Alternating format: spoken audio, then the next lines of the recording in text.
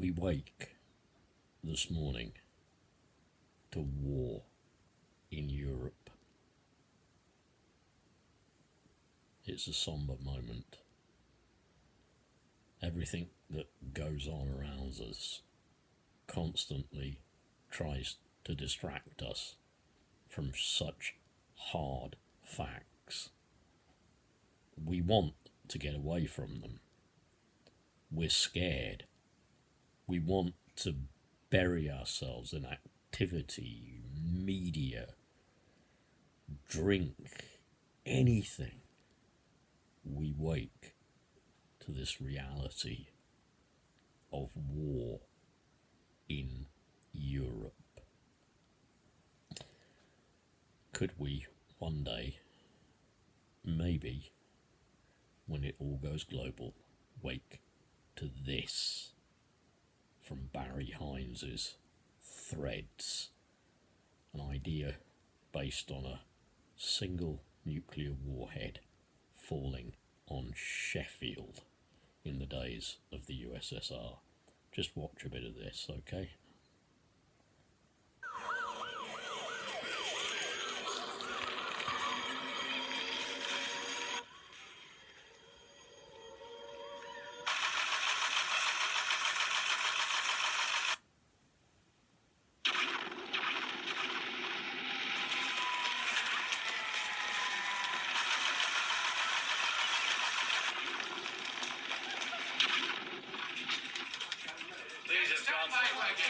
Everything's dead.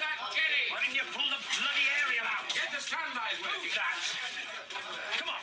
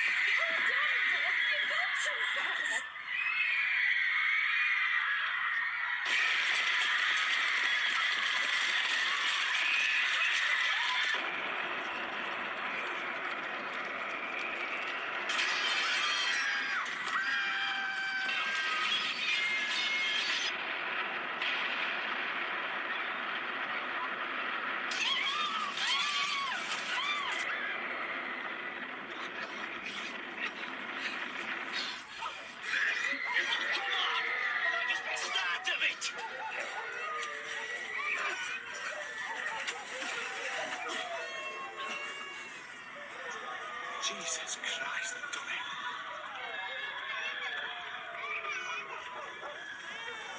They've done it. Where are you going? We'll try and get to Bruce. This is all right.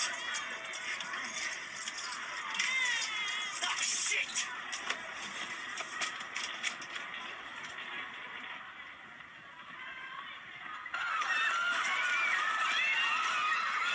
Come on, where's the hand release that?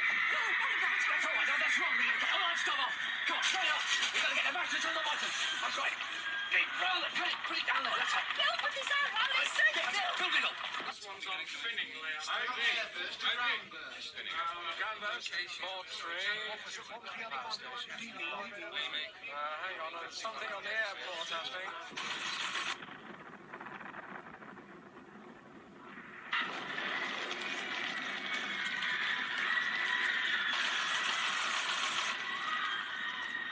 Should I do much further down? Oh, dear.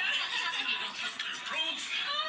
Come down here, give us a hand. Get hold of that torch now. Ruth, come and help your grandmother. Bruce, please.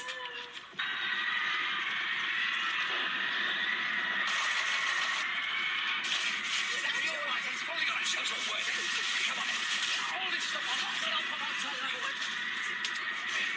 Come on in. If I stop it there, okay? It's horrifying. It's absolutely horrifying. We were horrified by that prospect in 1984 when I was several decades younger, before I'd even got married and had my family, before my second wife. We were horrified. The world was horrified at that. Nuclear war.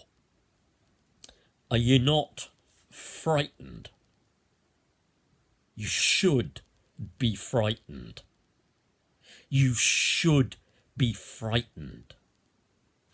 In Threads by Barry Hines, 1984, the woman you see, the girl you see called Ruth, is at the top of a basement staircase in a rather middle class area of Sheffield. Their mother, who is elderly and infirm, has already been moved out the care homes, out the hospitals, taken back to live at home in the weeks leading up to global nuclear war, because they want to clear the hospitals. Yeah. Just before all this happens, and this will happen, the emergency services, the ambulances, the fire engines, the police cars and whatever will be pulled out to what they will consider to be a safe distance. They'll still be annihilated anyway, but they'll pull them out to a safe distance. When you watch that clip, it is very accurate. This is based on real scenarios of even a small nuclear weapon exploding above a city like Sheffield. Yep. So when you watch that, did you see all the civil servants and the Sheffield councillors and the emergency management team and the regional controllers? Did you see them on their old-fashioned printers, we'd have called them? Faxes, teletypes, yeah, and yeah, just this will make a bit of a banging sound. But see him pressing the teletypes. That's what we used to do. I'll be sending emails now if there's any internet left, yeah. And you see them when the electromagnetic pulse came through. It's another weapon that will be considered for use. Absolutely, electromagnetic pulse weapon. It'll be detonated in the atmosphere, and it will knock out all communications, all command and control systems. Yeah. Be frightened. I know that sounds like it sounds like a depressing thing today to say. It sounds depressing, doesn't it? But maybe, just maybe, that fear might spur you into action. The world needs nuclear disarmament.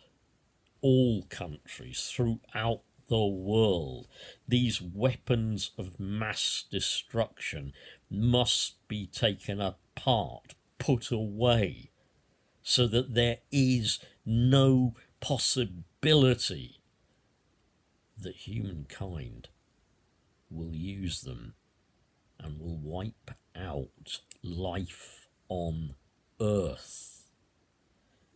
Of course I pray for peace amongst the nations.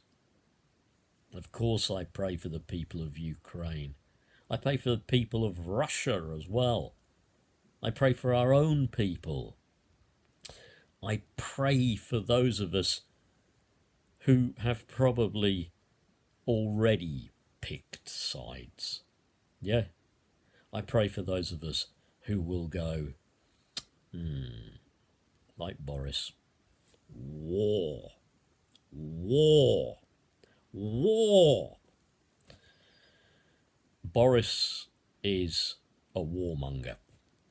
He's a warmonger currently being investigated under caution by the Metropolitan Police, a warmonger under caution.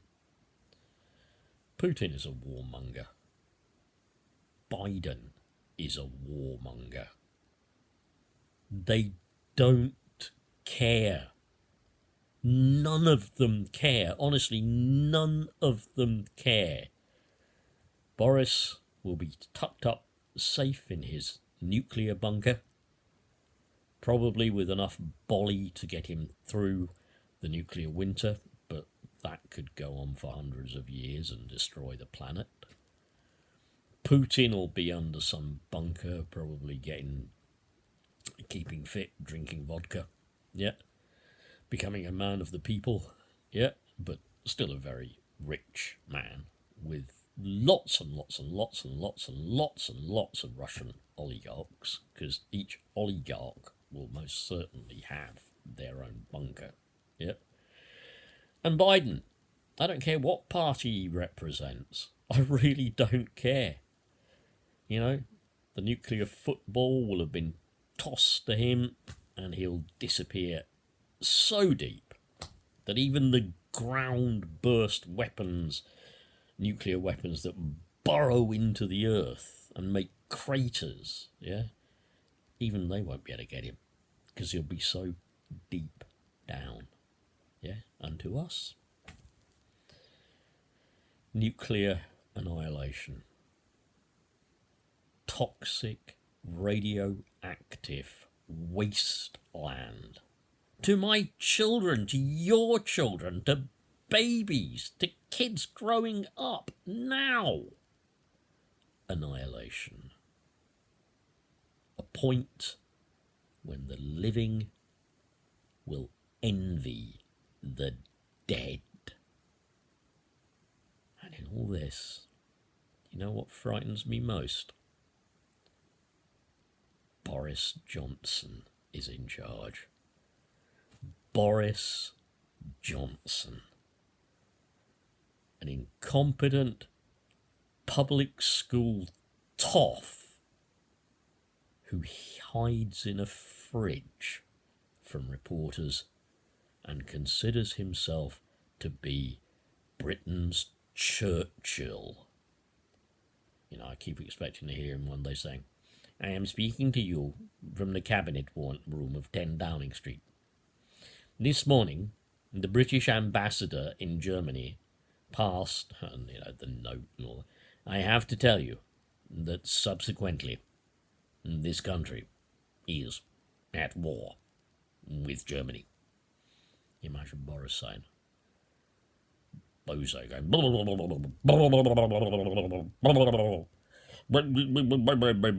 but subsequently, doing his best, Churchill, this country is at war with Russia. God save the Queen. If you're not horrified, you're not watching. Be horrified.